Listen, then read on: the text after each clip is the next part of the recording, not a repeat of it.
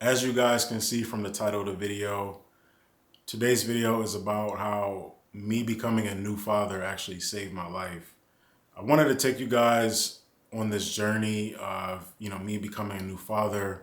This is a very raw and authentic video, a lot of raw emotions. And, the purpose of me making this video is to, one, tell you guys about my journey, but also, like, I want to help anyone out there that is going through something similar that I went through, and in hopes of shedding some sort of positivity or insight, or just showing you like the end of the road, basically, or basically just showing you guys that, no matter what you're going through, there's light at the end of the tunnel. Like, things will eventually get better. That's the purpose of today's video. Like I said, super raw and authentic. Nothing fancy, so just sit back, put some headphones in, listen, while I tell you guys my story. So a lot of you guys have been my subscribers for quite some time now, over 5, 6 years. Some of you guys are new, welcome. But I just want to start by saying that 2019, 2020 was an extremely dark time for me. And when I say a dark time, I mean I was extremely depressed. I had a lot of suicidal thoughts. I didn't want to be here anymore. I actually got therapy during that time. I think the lockdown and everything that we were going through like heightened everything for me. But I would say that was the peak of my depression. Like, I had a few episodes where like I just didn't want to be here anymore. And for anyone that suffers with depression, you know that it's not something that just goes away on its own, right? It feels like it's a constant battle of, fighting this depression, fighting this mental disease, really. So fast forward to 2023, my partner and I were living together. The daughter of the mother of my daughter. Sorry, we were living together, and I'll be honest, man, relationship wasn't good. Wasn't going good. A lot of disagreements. Some very hard times, and throughout that, I don't want to get into too many details, but throughout that, I felt that 2019, 2020 darkness coming back. When I say darkness, I don't mean like evil or anything like that. Like, just really just not wanting to be here, and our relationship wasn't going good. It's not really all about the relationship. It's more so like, and some of you guys may experience this, but not feeling like you are where you're supposed to be in life. Feeling like, you let yourself down, you let, your family down, your friends, feeling like you let everyone down, feeling like you're not as far as you should be. Like, those kind of things is what bothered me. It wasn't necessarily like, oh, when I say darkness, I don't mean evil. Like, I just want to make sure you understand that. But, it was just a lot of that, right? Like, my YouTube channel was doing pretty good. And like I said, during 2019, 2020, it was just very rough for me. Like, I just went through an extremely dark time, and completely just walked away from it all. And when I was actually creating content, it felt like like, this is what I'm supposed to be doing. It felt like this was my way out, right? I had friends that went to college. I had friends that, got decent jobs now, military, whatever. I was someone that didn't know what I wanted to do because of my situation after high school, right? If you guys haven't seen that video of me talking about me getting into a fight in high school, go watch that. But I didn't know what I wanted to do. So, like, when YouTube stopped, I didn't know what else to do. Like, I just felt like I was such a disappointment. I feel like I let a lot of people down, especially myself, you know? So that was kind of hard on me. And then, like I said, fast forward to 2023, I mean, that stuff was just coming back up, feeling like I wasn't doing good enough, feeling like I wasn't where I was supposed to be. And I was just like, you know what? I don't want to be here anymore, bro. Like, I didn't want to. Okay. And this is going to go more into like how being a father like saved my life. So I've had suicidal thoughts before. I'll be completely honest.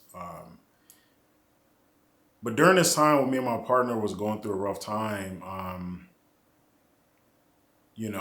this was back in around December when I took my dad to California to watch the 49ers play. You guys can go watch that video. But basically, like, yeah, around that time, I was just like, man, I'm done with this. I'm tired. I'm sick and tired of feeling sick and tired. And, my partner, she had missed her period. And, I didn't know what to think of it. Relationship wasn't going good. I thought maybe like it's just some, you know, misunderstanding, or I know times where things are going rough, especially in a relationship, you don't really think about like the positives. She's like, oh, well, maybe this is just like a way for you know, her to keep me around kind of thing. Like those are kind of thoughts that was in my mind, because I was done at that point. And keep in mind, she's on birth control, right? So in my mind, I was just like, bro, like, this is just fabricated, like whatever.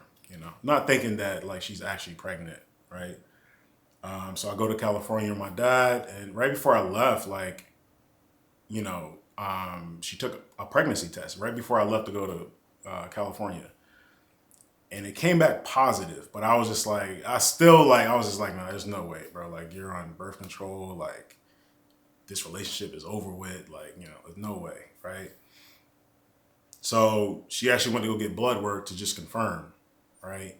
So I found out that she was pregnant, while I was in California, like officially, like she had her doctor's appointment while I was out filming that content with my dad at the 49ers game.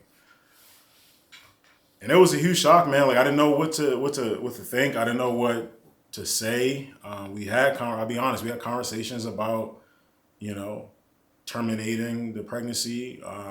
But something in me and also in her was just like, nah, that's not something that, we want to do. If anything, we'll co-parent, right? So I was like, all right, cool. Like, talked to my dad about it. He was extremely happy, but also told him, the relationship wasn't going well and, things like that. And um, it was just one of those things where you're like, all right, well, we're here now. What's next? So, like I said, I didn't want to be here. But then I told myself and I promised myself, I said, I can't go out yet. You know, um, I want to at least be able to get a chance to see my kid, you know. And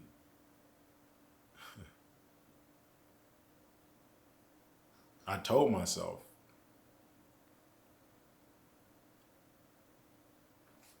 oh, I got somebody at my door.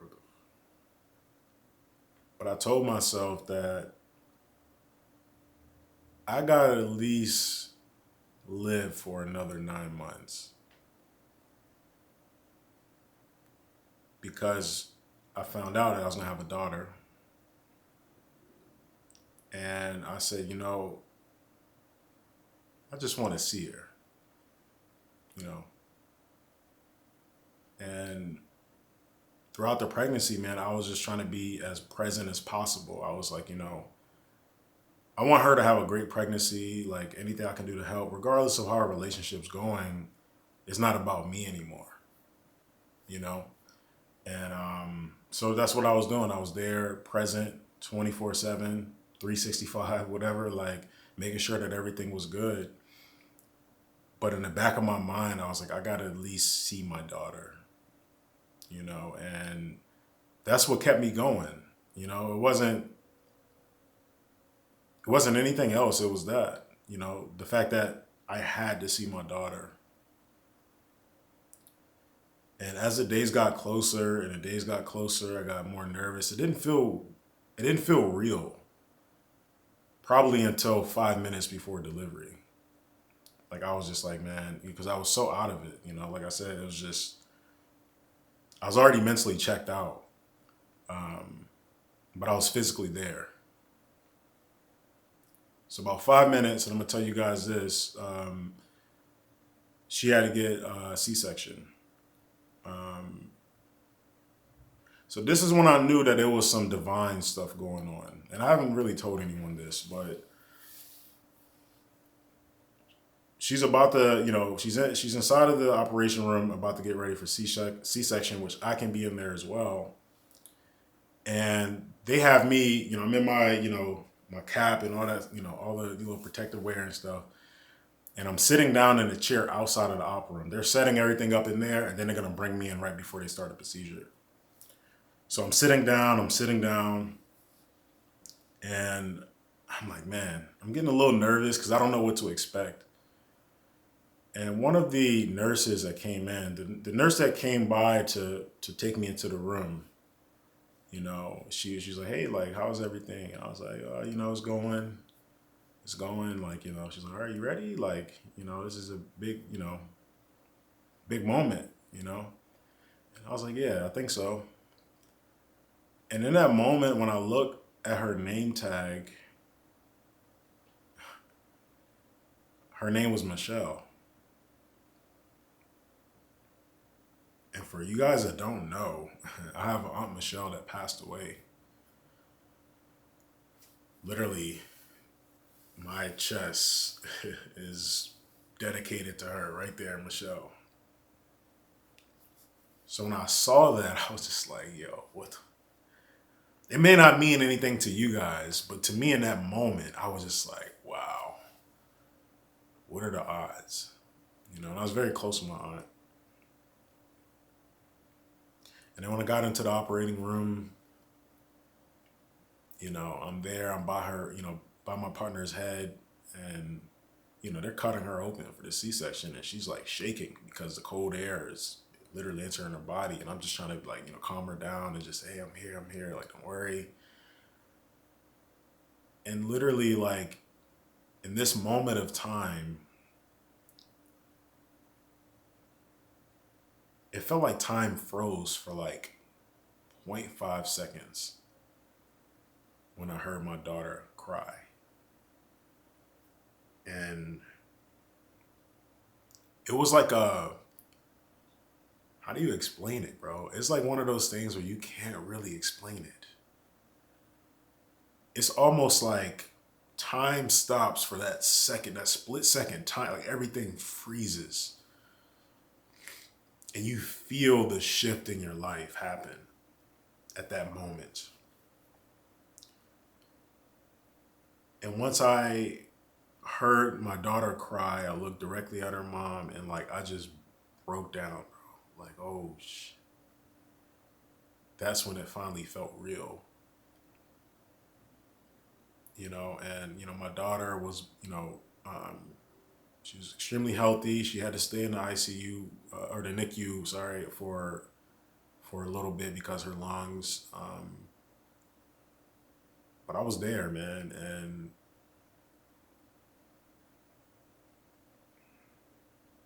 it changed my life, bro. Like, after I saw her and saw her fighting, because her oxygen levels wasn't that high, but she was in there fighting, bro. She was in the NICU fighting, bro. And here I was about to give up.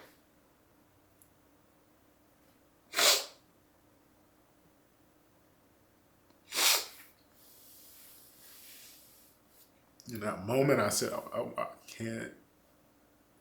can't do that, bro. I'm gonna do everything I can for my kid, bro.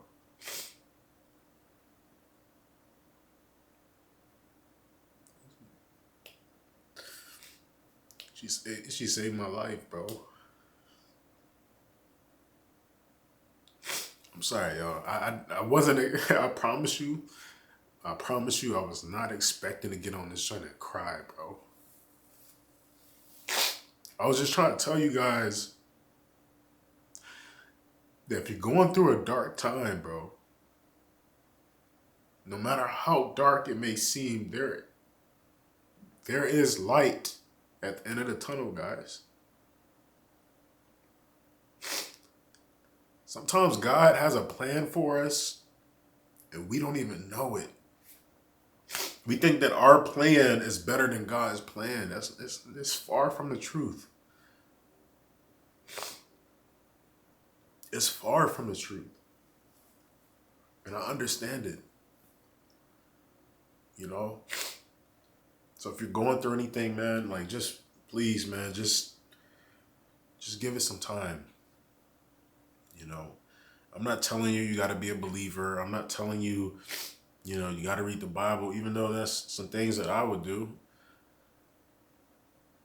But all I'm saying is, like, there's still hope. Don't give up. And this world right now, guys, is extremely, extremely hard. I'm not going to sit up here and lie to you guys and say, oh, groceries is extremely cheap. Oh, yeah, it's easy to pay your rent. No, bro, this shit is hard. It's extremely hard. And there's so many people on social media that, you know, or people that view people on social media think that life is just great all the time, bro. It's not. It's ups and downs. It's rainy days and there's sunny days. Life is a roller coaster, bro. You got to enjoy the ride. You got to be on the ride, knowing that you're on the ride. Knowing that your low days is low, but you're going to have a high day again. Like, that's what it's about. You know, don't get discouraged when you see people on social media with these new cars or on vacation and stuff, because it doesn't show the whole picture.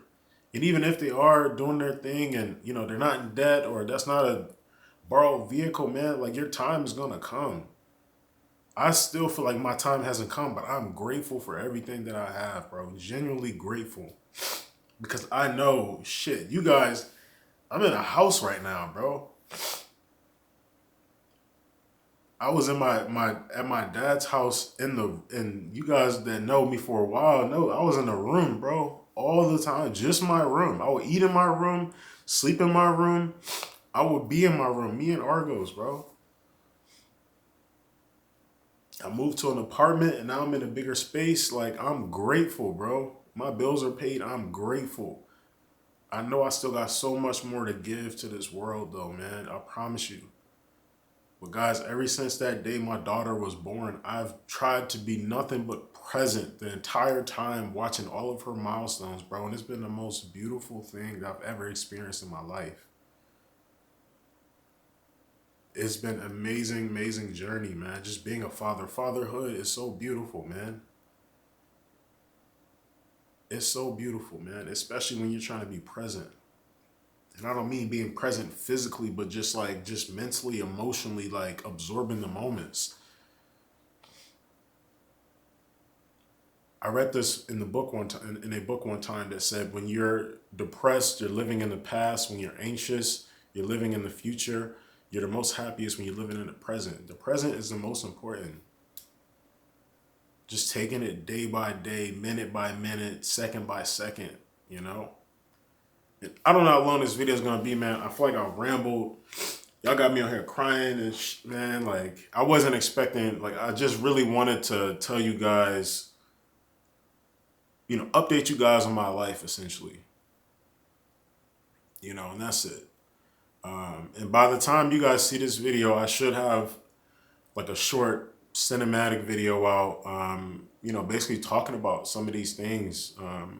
We're showing you guys some of these things with a little voiceover. I don't know which video I'm going to put out first, but if you're new to the channel, man, if you actually, first and foremost, if you watch this whole thing, man, I love you. I appreciate you. And, you know, I just wish nothing but the best for you, because if you stayed the whole time, that means that this message was for you. And some people probably clicked off. Some people kept watching. It is what it is. But I love you guys. Please drop a comment, like the video, subscribe if you aren't already. Until next time, peace. Mira, hey mama. She didn't want me to carry. You strong, ain't you? Oh. Do you see yourself? It's probably like, what the? Wow. He's so cute.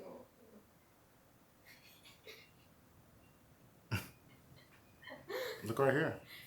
Hold on, let me see. Look. You see yourself? You see? Right here? That would have been so cute. You see yourself? What? What? What are you pointing to? Camera? The camera? Are you pointing to the camera? You see yourself? What's that? Is the camera? Dada? Amira? Dada? Look, even right here on the shirt. Amira? Dada? Bye-bye. Right here? Can you say bye-bye right here? Say bye-bye. Say bye-bye. Besito.